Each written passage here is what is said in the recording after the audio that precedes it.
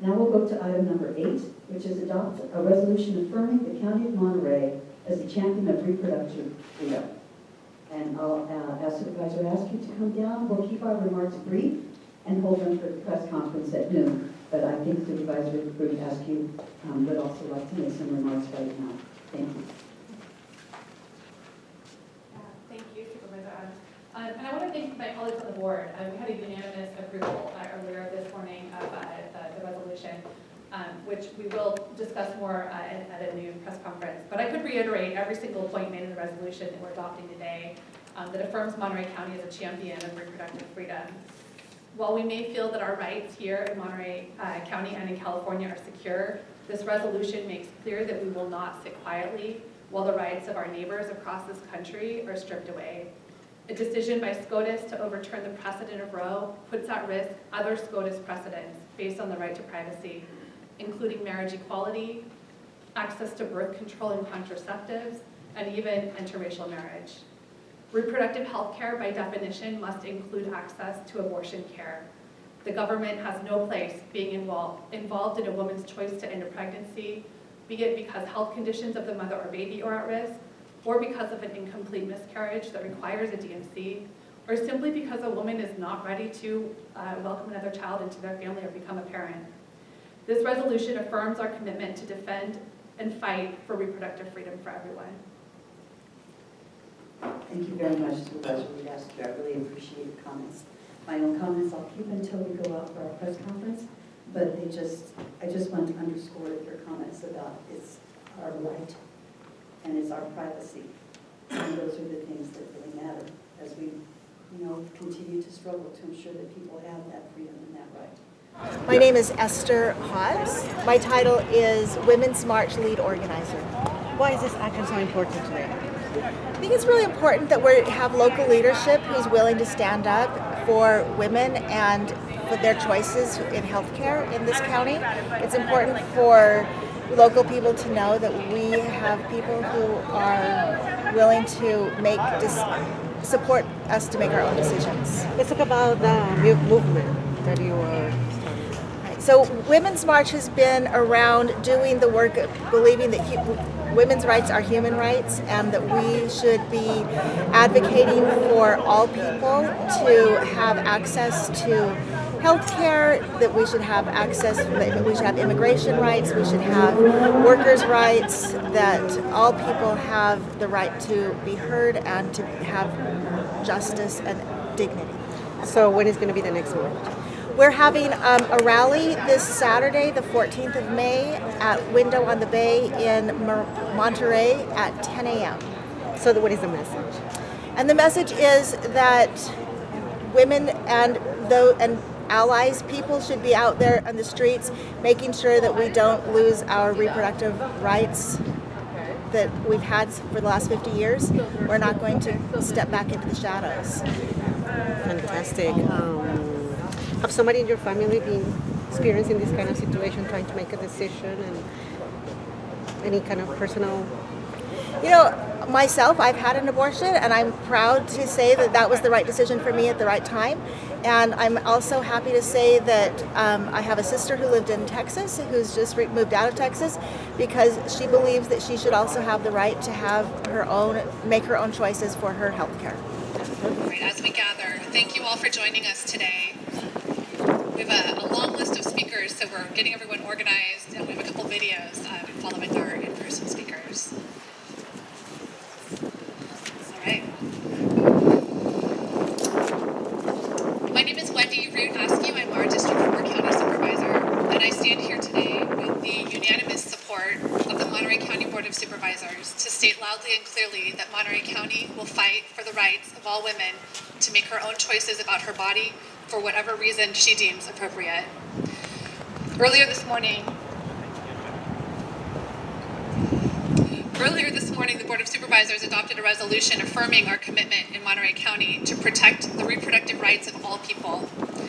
I am joined now by leaders from throughout our county who are here to make our message clear. Reproductive health, including safe and legal access to abortion care, is a fundamental human right. I grew grew up listening to my grandmothers and my mother talk about a time before Roe, and never in my wildest dreams imagined that this would be a fight facing my sisters and our daughters. Let me be clear. Abortion is health care, and reproductive rights are fundamental human rights. I would like to read a few of the whereas statements from our resolution that we adopted this morning. So whereas the ability of women to safely access reproductive and receive reproductive and other healthcare services is becoming increasingly threatened across the United States, we must act now to demonstrate our commitment as a county to protecting reproductive freedom and healthcare rights. Whereas all people have a right to comprehensive, evidence-based information about the full range of reproductive healthcare options and should have access to comprehensive reproductive healthcare throughout their lives, regardless of income, race, ethnicity, age, sexual orientation, gender, ability, immigration status, geographic circumstance, gender identity, and insurance coverage status. Whereas the state of California has worked to make reproductive freedom a right for all Californians, protecting a person's right to reproductive health and bodily autonomy, their privacy regarding reproductive decisions, and their access to safe and legal abortion, and fundamentally the right to choose whether or not to terminate a pregnancy. Whereas abortion is health care and is a safe, common procedure with 1 in 4 women obtaining an abortion by age 45. I could reiterate every single point made in this resolution that we adopted today to affirm Monterey County as a champion of reproductive freedom. And while we may feel that our rights here in California are secure, this resolution makes clear that we will not sit quietly while the rights of our neighbors across this country are stripped away. A decision by SCOTUS to overturn the precedent of Roe puts at risk other SCOTUS precedents based on the right to privacy, including marriage equality, access to birth control and contraception, and even interracial marriage.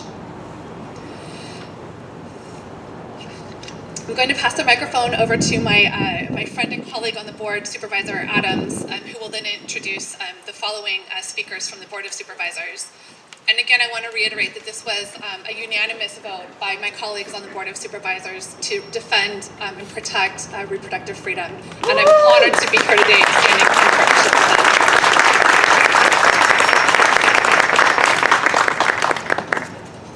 them. Thank you, Supervisor Askew.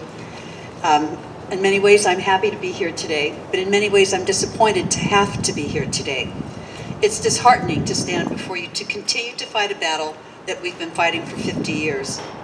What kind of society will we have if we do not stand up to extremist efforts to take us backward to a time that put women's lives at risk? I was not born in an era when choice was a given. In my era, all of us had friends who experienced being dropped off in a dark alley in San Diego, or being fortunate enough to be able to have the expense of flying across the country to visit California relatives for a carefully timed vacation. I'm grateful for all of my colleagues joining us today to take a stand for the right to privacy. Every woman deserves the freedom to make their own reproductive choices. Only they know what they need for their health, their safety, and their well-being. I'm also thankful to be here in California, where I believe we will continue to have rights to make our own decisions. But women deserve to have these same rights across the entire country. Today, we are standing up for the majority of Americans who firmly stand by the rights determined by Roe v. Wade. My heart is with all of those who have not had the opportunity to have the freedoms that we have here in California, and we need to stand up and absolutely fight to ensure that the country gets to continue those rights. With that, I will now turn to Supervisor Alejo for his comments.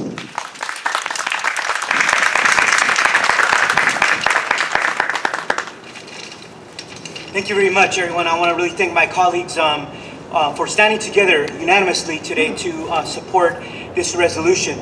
Today, on the brink of the United States Supreme Court overturning the 1973 decision of Roe v. Wade, Monterey County stands strong in the defense of the women's right to choose and for women to make their own decisions over the reproductive health and decisions that impact their futures. I'm proud to stand with my 5 colleagues to denounce the most legally flawed, unconscionable, and unjust court ruling when it comes to women's rights. Justice Alito's draft decision, along with the other 4 justices who signed on to it, is not only a dark, unsettling, disturbing ruling, but it goes on for pages as a citing authority, draconian laws throughout history that harshly and criminally punished women. The ruling also cites several medieval white men with twisted beliefs about women as authority, and it contradicts what many of these justices said during their confirmation hearings before Congress. Nowhere in the decision does it take into account women's own decisions, their own well-being and health, the impact on their lives, or their constitutional liberties. This draft ruling also throws out decades of prior precedent that protected women's right to privacy, including their right to an abortion under the Due Process Clause of the 14th Amendment. And we know who is going to be impacted the most. It's going to be low-income women, especially women of color, that will be hurt. We know that in California, our governor and our legislature have enacted laws to protect these constitutional rights at the state level, and will move to codify it under our state constitution as well. But in other states, legislatures have already restricted these rights, and more will move to enact the most draconian laws against women. Those women who can afford to travel to other states providing abortion services and protections will do so. But those women who cannot afford to travel to those states will be left with little recourse. And the Supreme Court will not stop here. They will move to attack other liberties and constitutional protections against other protected groups, including the right to a free public education for immigrants, guaranteed under prior case law under Plyler versus Doe. We know that an attack on women's rights today is an attack on all of us tomorrow, and we cannot let that stand. We call on the United States Senate to codify Roe v. Wade tomorrow under the Women's Health Protection Act that will be taken up on the Senate floor and was already approved by the House of Representatives 9 months ago. We know that getting this legislation to the president will be difficult this week, as various senators are refusing to uphold their oath that they took to defend the Constitution, and they lack the courage to do what is right in this situation. But let it be known to our daughters and our mothers and our families and all future generations that Monterey County stood for women's rights as the court was about to issue one of the worst and most extreme decisions in our nation's history. Remember that our constitutional liberties are never guaranteed. They are indeed a constant struggle, and we must always fight to protect our cherished rights. With that, I want to invite my colleague up, Supervisor John Phillips. Thank you very much.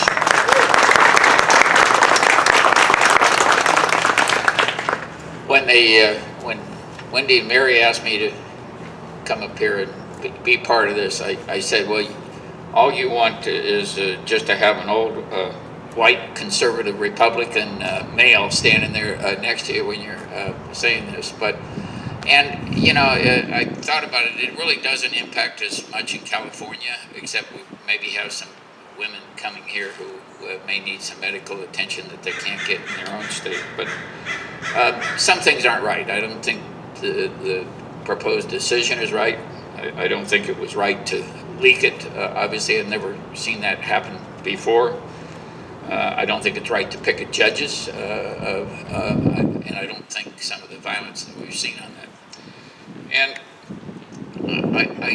no matter how strong people feel about their own moral or religious convictions, I don't think they have a right to tell women what they can and will do with their own bodies. It's not right. To me, it's demeaning and condescending to women, and especially when it's being dictated by men. And I have 2 daughters, and I don't think anybody's got a right to tell either one of my daughters if the time comes that they have to make a personal, difficult decision in their life. I don't think anybody has a right to tell them. So that's why I agreed to come here and be part of this little presentation. Thank you.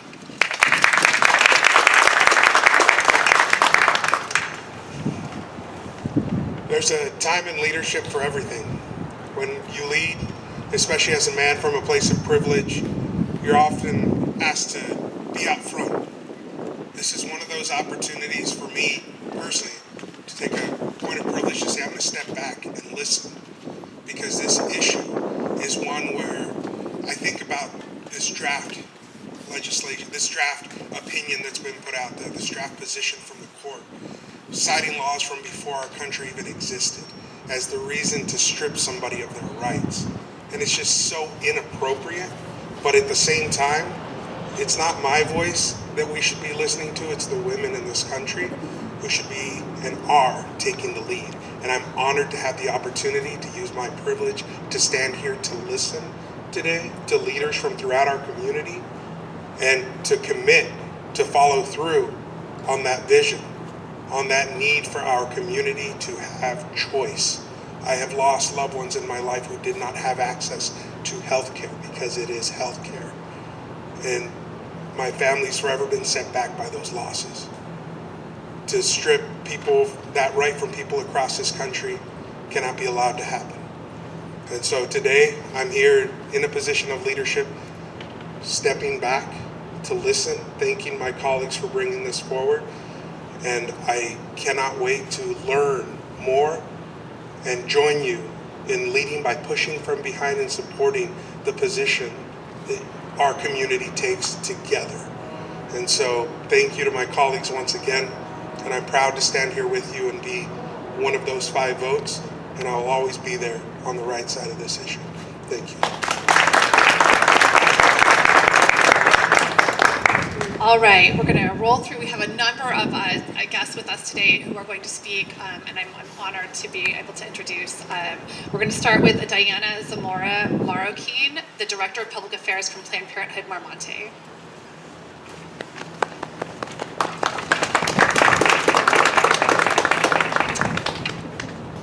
Good afternoon, and thank you for being with us. My name is Diana Zamora Marroquin, and I'm the Director of Public Affairs for Planned Parenthood Monterey, the largest affiliate in the entire nation. Our nation is battling a methodical and frightening attack on reproductive rights. We are facing the consequences of harmful trends that have emerged in state legislatures throughout the country, where eliminating and criminalizing access to sexual and reproductive health care has spiked. These surges in denying patients access to care has already led to an increase in the number of out-of-state patients that we are servicing care for. We have patients who are coming from Texas, from Florida, Arizona, Louisiana, as far away from Guam, and that's just to name a few of the states and countries that they are coming to us from.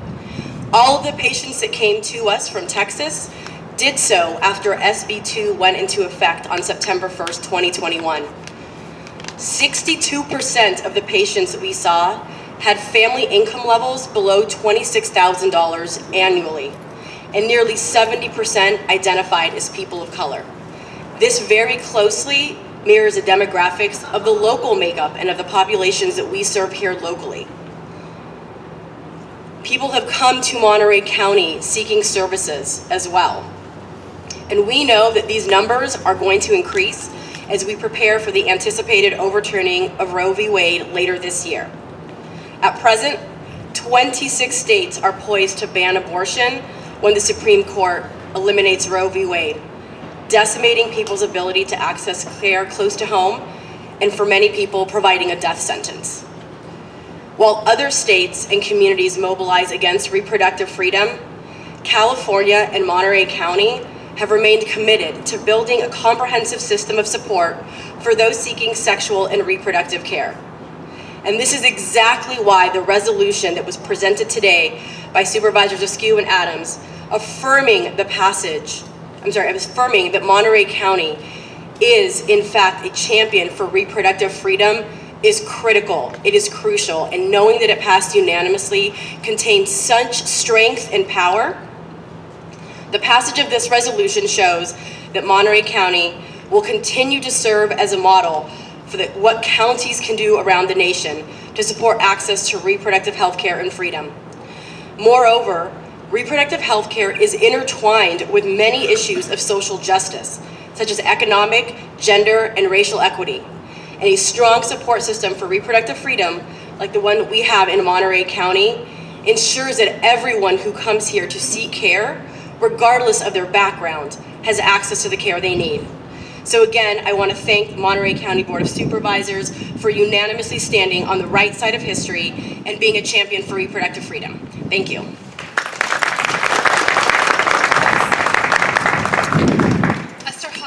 with us representing Monterey, Women's March for Monterey Bay.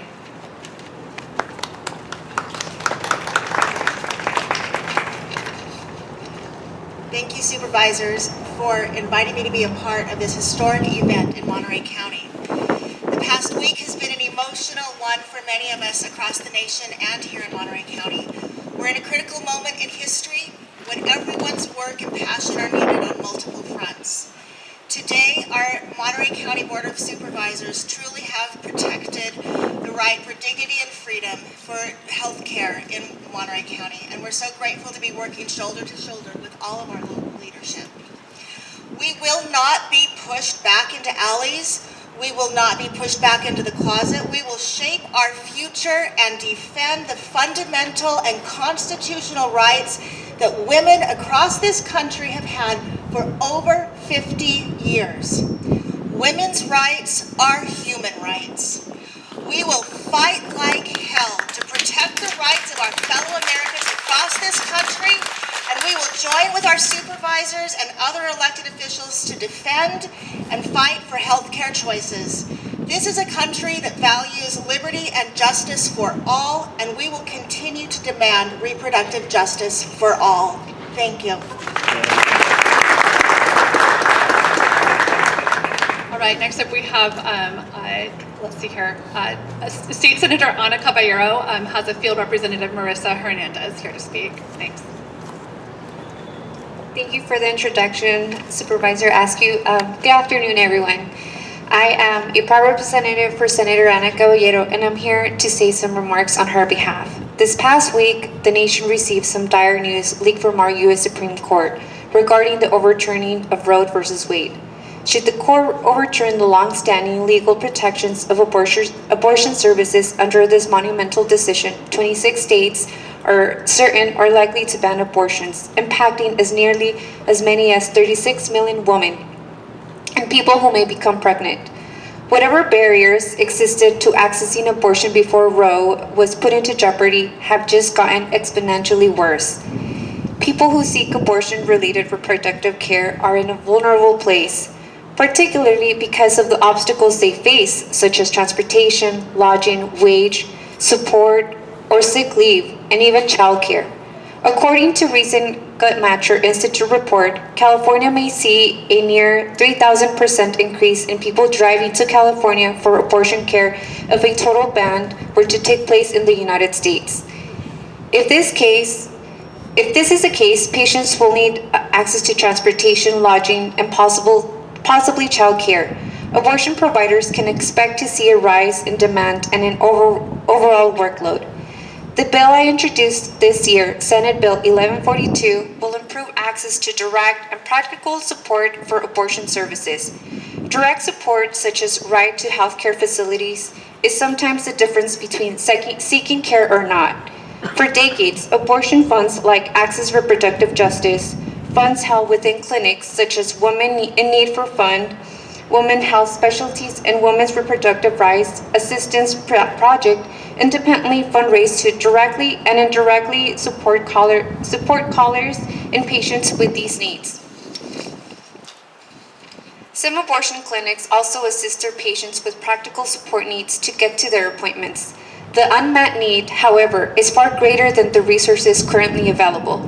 I am also running a concurrent budget request for $20 million to provide grants to these support organizations. Senate Bill 1142 will also create a landing page of centralized information for women seeking care in California. This will both combat misinformation and provide patients the resources they need to access abortion care.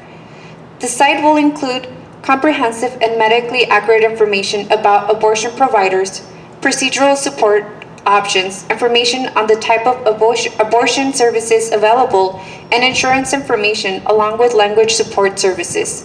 The state of Washington and New York already have landing pages to direct individuals to link for abortion cares, post-operation resources, abortion funds, and more.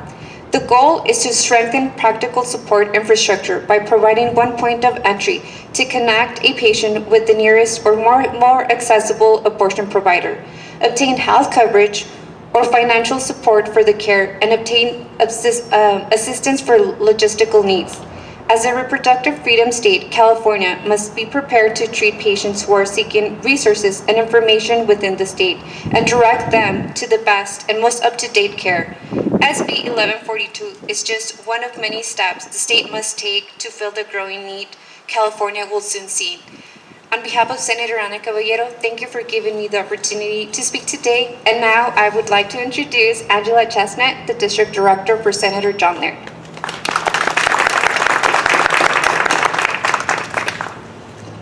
Thank you, Marissa, and thank you, Monterey County Board of Supervisors, for passing this critically important resolution today. Senator Laird is sorry he cannot be here since the legislature is in session in Sacramento, but he really wanted me to let you know that he stands with you today. When he was in the Santa Cruz City Council as the openly gay mayor in the 1980s, Planned Parenthood was one of the only few organizations who stood by him at the height of the AIDS epidemic. He believes that a potential overturning of Roe versus Wade poses a serious worry because other rulings like the 2015 decision recognizing same-sex marriage are also in danger of being flipped. When Senator Laird was in the 27th District of the State Assembly, there was a more modern abortion law that was referred to as the 2002 Reproductive Privacy Act, which was authored by then State Senator Sheila Kuehl from Los Angeles. But Governor Newsom and the state legislature felt a constitutional amendment would be stronger, and they have since declared their plan to amend the California Constitution to protect abortion services and the right to choose. Senator Laird is all for this. Now, as you know, these changes to the state constitution are going to require voter approval. So please know that your state legislators are racing to write this amendment to meet the June 30th deadline to qualify for the November 8th general election.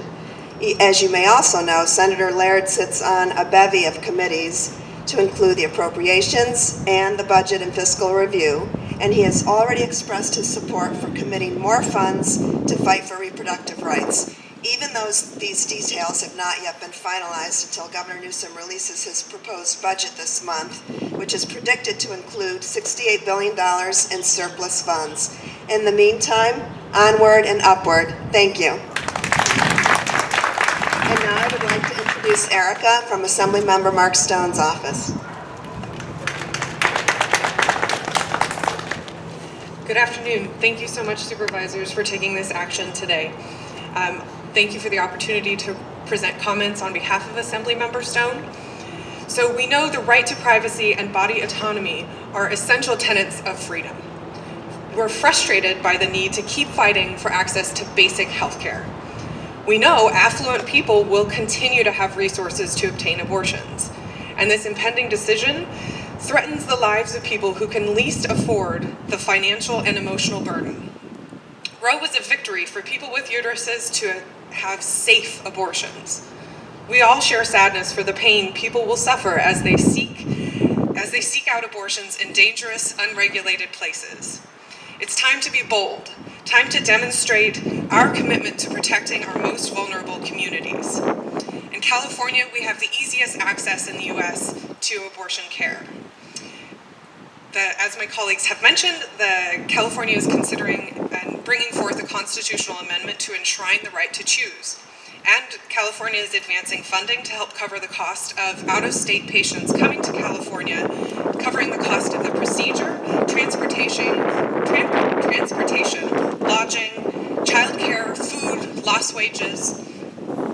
And as my colleague mentioned, we will be, if Roe is overturned, we will be the closest state with abortion access within driving distance for 1.4 million people. So Assemblymember Stone will continue to champion the right to decide whether or not to terminate a pregnancy, and we should all continue to fight for this. Thank you.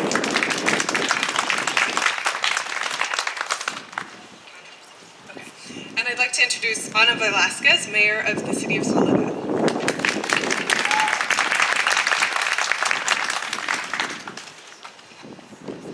Thank you and good afternoon, and thank you Supervisor Askew and Board Chair Mary Adams for introducing this resolution. I also want to pause for a minute and congratulate the Monterey County Board of Supervisors for signing the resolution affirming Monterey County to be a champion of reproductive freedom. Thank you. Last week, we all heard the dismal news about the leak from the U.S. Supreme Court and its intention to overturn women's constitutional rights to abortion services recognized by the Supreme Court almost 50 years ago. Today, I stand in solidarity with all women fighting to assert our freedom to maintain autonomy over our bodies. Last week, when the news broke, I was attending a conference alongside 400 Latinas as part of the 28th Annual Latina Action Day, hosted by Hope Hispanics Organized for Political Equality, celebrating our many advancements in politics, education, and in society, and advocating for education and workforce equity. As Executive Director Helen Torres spoke, she paused, took a deep breath, and cried for a brief moment, while she gathered her thoughts and shared how devastating this would be for women's rights, and more specifically for Latinas and women of color, who already struggle with equality, equity, and access to health care. As women, we continue to struggle with systemic oppression, sexism, and racism. We continue to fight to assert our value in society and maintain our constitutional rights that so many women before us have fought for. I stand before you as a mom, as a woman, as a Latina, as one of 4 female mayors in Monterey County, and as the first Latina mayor in the city of Soledad in 99 years. I say this to underscore the fact that there is still an underrepresentation of women in leadership, and although we have a seat at the table, we continue to be challenged with our adversities not faced by our male counterparts. And this adversity is evident in that we are here today, 47 years later, once again affirming our constitutional right to reproductive freedom because our rights are once again threatened. If we are truly concerned with the preservation of life, we need to ask ourselves, how are we investing in our children, our youth, our education systems, and providing equitable access to healthcare and mental services? What structures of policies are in place that create equitable systems that empower and uplift all the members of our community? Sadly, instead of focusing on these vital issues, we are once again fighting to defend the constitutional rights, economic freedom, and body autonomy of our future generations of daughters, sisters, aunts, and granddaughters. Today we pledge to stand together to fight for the power and freedom to decide over our own bodies, and silent we will not remain. Today, we collectively affirm that no one, no man, and definitely no governmental system has the right to dictate over our bodies. I end with this quote from Maya Angelou that I thought was fitting for this moment. History, despite its wrenching pain, cannot be unlived, but if faced with courage, need not be lived again. Thank you. Hello everyone, I'm Jimmy Panetta, your United States Representative, and I want to thank you for allowing me to be a part of this press conference, albeit virtually. As you can see, I'm in Washington, D.C. I actually just landed on Monday night, but I wanted to be with you in spirit as the Monterey County Board of Supervisors adopts this very, very powerful resolution. Let me also take this time to thank each of the 5 Board of Supervisors for reaffirming that Monterey County, our home, has long been and will continue to be a champion for women's rights and reproductive health care. I also want to thank all of the public officials and local leaders that are there in attendance, because it is at times like this that it's important that we remind everybody in Monterey County that we stand shoulder to shoulder to ensure a woman's right to choose. However, and as we know well, we need to do what we can to not only live up to that reputation, but from here on out, we need to do what we can to live up to today's resolution. With the leak of the draft decision by the United States Supreme Court that would overturn Roe v. Wade, the rights of many in many other parts of our nation to make their own decision on their own reproductive health care may be taken away. It's a decision that would not only overturn 50 years of constitutional guarantee in America, it is a decision that would mean that our daughters have less rights than their mothers. It's also a decision that would mean that depending on their home state, women will be confronted with a maze of rules, laws, and regulations when it comes to their own reproductive rights. In other words, the ability for a woman to choose would depend on where that woman lives. Now, in most counties on the Central Coast, especially in Monterey County, as confirmed by this resolution, we know that women have and will continue to have that choice.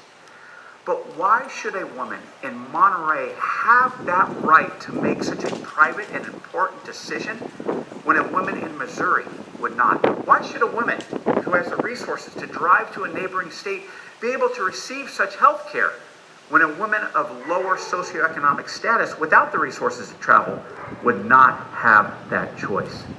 See, I firmly believe that every person in the United States, no matter where they live or how much money they have, should be able to raise a family on their own terms.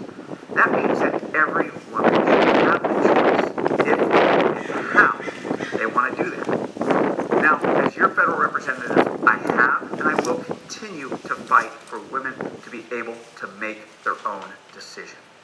See, many didn't know this, but we in the House of Representatives did just that by voting to codify Roe v. Wade into law. Back in September of last year, we voted and we passed out of the House the Women's Health Protection Act. But, and you probably do know this, that bill is now stuck in the Senate. Now, I'm glad to say that this week the Senate is actually going to do something and vote on that bill, but I'm sorry to say that it probably won't pass. That's why the Senate majority should try to do everything it can to create such an important right. Again, in the House of Representatives, we fought, we voted, and we passed that bill to enshrine that right into law. But clearly, that's just not enough. So if the court does overturn Roe v. Wade, it will fall on our nation's elected officials at all levels of government to protect a woman's right to choose. That means it's going to fall on all of us, the voters, this November. I know for many that that's not immediately satisfying. But let me remind you of what you have done and must continue to do. See, we did it in 2018. That's why we in the House are able to vote. That's why we voted in September on the Women's Health Protection Act. We did it in 2020, and that's why this week the Senate will then vote on that bill. And that is why in November of this year, not just in the new 19th Congressional District, but all across this country, if you vote, that's how we can obtain real protections for women. Let me also remind you of something else. See, we remember the inauguration of the previous administration that took place on January 20th, 2017. But let us not forget what happened the very next day. On January 21st, 2017, when millions of people throughout the country took to the streets for the Women's March. It was a day, it was an event that I'll never forget. And it was an energy that this country will never forget. And it was an event that provided a momentum that we used and harnessed to get people to vote. Ladies and gentlemen, it's that same energy that is behind this Monterey County resolution. But also, with this resolution, we got to be reinvigorated to use our power so that each and every one of us plays our part to protect a woman's right to choose. Thank you, and thank you to the Monterey County Board of Supervisors.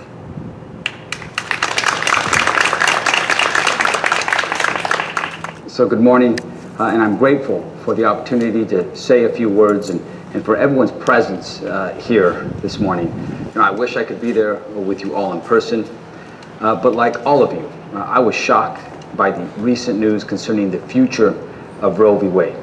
The Supreme Court's draft decision that would inevitably overturn Roe v. Wade is an unforgivable and an un-American betrayal of our country's trust.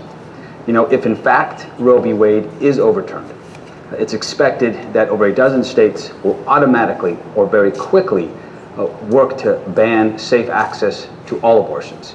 And in a dozen other states, what we can expect are lawmakers who are gearing up to severely restrict access to abortions, if not effectively ensure that they prohibit them as well.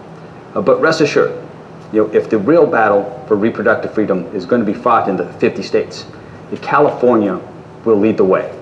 No state has done more or is in a better position than us to protect this fundamental right, to ensure that everyone can access reproductive health care, and that our statewide policies, that they continue to explicitly protect the right to safe access for abortions.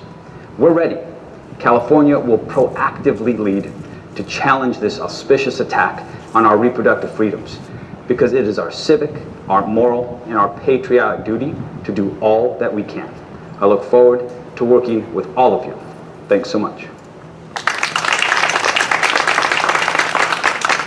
Thank you all again for joining us today and in this fight, this ongoing fight to protect reproductive rights, including the right to abortion. If you wouldn't mind, as folks who are in the audience with us, standing up here with us, we would like to take a couple photos. I also want to acknowledge that we have city council members from Marina, Christina Medina-Jorkson here with us today. We have Salinas City Council person, Anthony Rocha. We have Seaside City Councilman, John Wizard. We have Monterey Peninsula Unified School District Board of Education Trustee Dr. Amanda Whitmire. We have the Pacific Grove Unified School District Board of Education Trustee member Carolyn Swanson. I hope I'm not missing anyone, but we are not alone in this fight, and together we will prevail. So please join us up here for a photo.